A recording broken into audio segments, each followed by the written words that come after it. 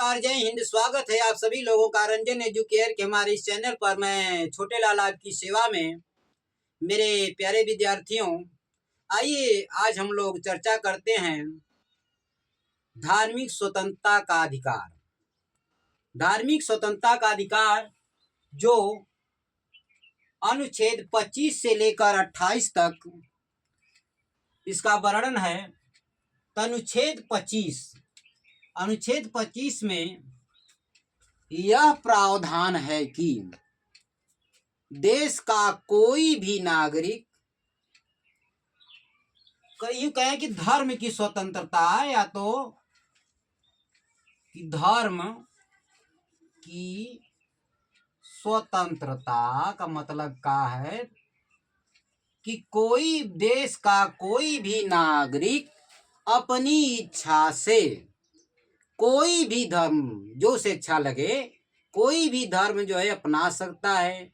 उसका पूजा पाठ आचरण व्यवहार जो है कर सकता है। इसमें राज्य को कोई आपत्ति नहीं है। उसके ऊपर है चाहे जो धर्म अपनाए। और हम तो ऐसे देश में जन्मे हैं कि हमारे संविधान निर्माताओं ने कि भारत जो है विभिन्न विविधताओं वाला देश, तो ऐसे देश में जो है धार्मिक स्वतंत्रता देना, इसका मतलब ये था कि धर्म को लेकर कभी झगड़े न हो। यदि किसी धर्म को हम राज धर्म बनाते हैं तो अन्य धर्म वाले उसे अपना अपमान समझेंगे। इस कारण से इसे मूल अधिकार में दिया गया। तो कोई भी धर्म नागरिक अपनी इच्छा से अपना सकते हैं। उसका पूजा पाठ आचरण व्यवहार जो है कर सकते हैं।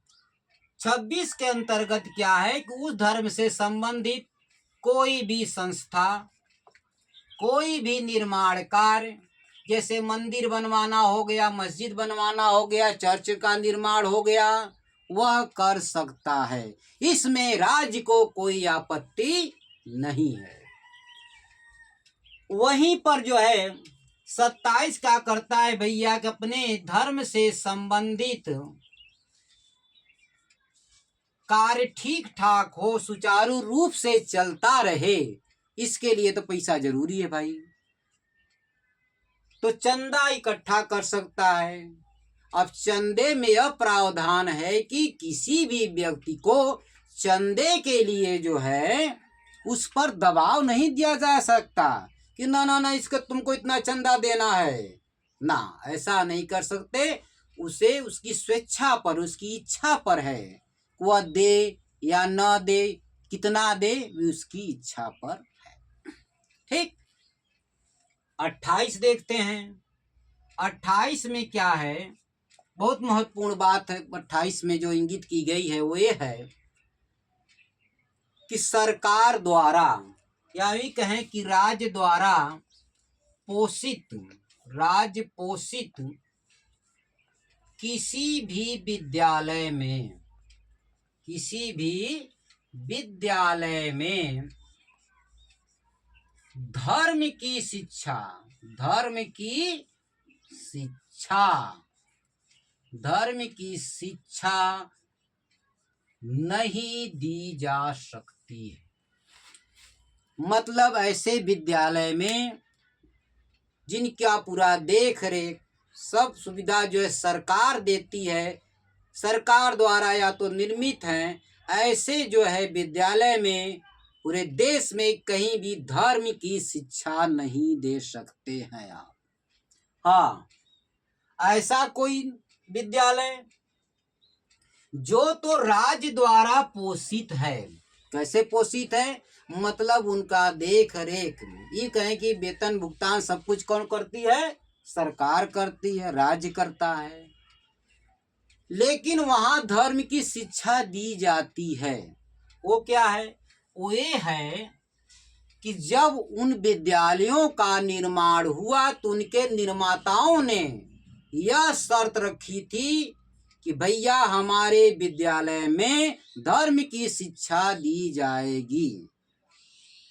तो भले ही सरकार वहाँ जो है उन्हें पोषित करती है, पैसे देती है, लेकिन धर्म की शिक्षा दी जाती है, जैसे मदरसों में दी जाती है, चर्च में दी जाती है, धर्म की शिक्षा दी जाती है।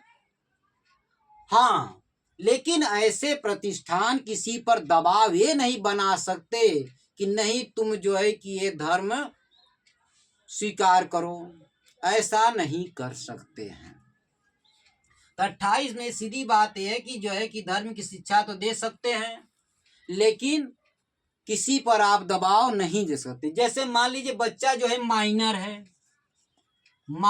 मतलब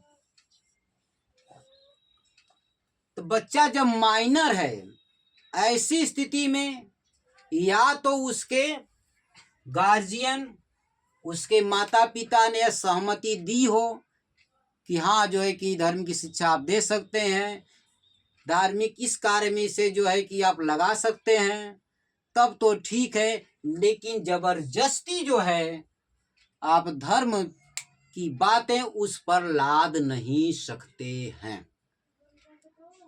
मतलब ये है धर्म के मामले में कोई भी धर्म आप अपना सकते हैं, उसका पूजा पाठ आचरण व्यवहार कर सकते हैं, कोई आपत्ति नहीं है। धर्म से संबंधित चल हो अचल हो, ठीक, इस चीजों को कर सकते हैं। चल संपत्ति अचल संपत्ति है, इसका भी निर्माण कर सकते हैं, चंदे इकट्ठा कर सकते हैं। लेकिन जो है सरकार द्वारा पूरी तरह से पोषित किसी विद्यालय में धर्म की शिक्षा नहीं दी जाएगी।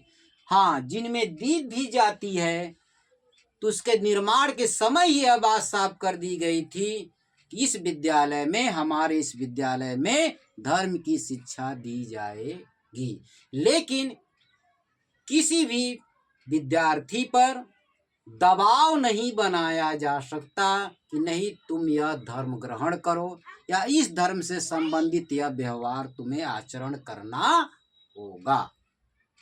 ठीक, आई बात समझ में? ते है बच्चों धार्मिक स्वतंत्रता का अधिकार। इसी के साथ जय हिंद।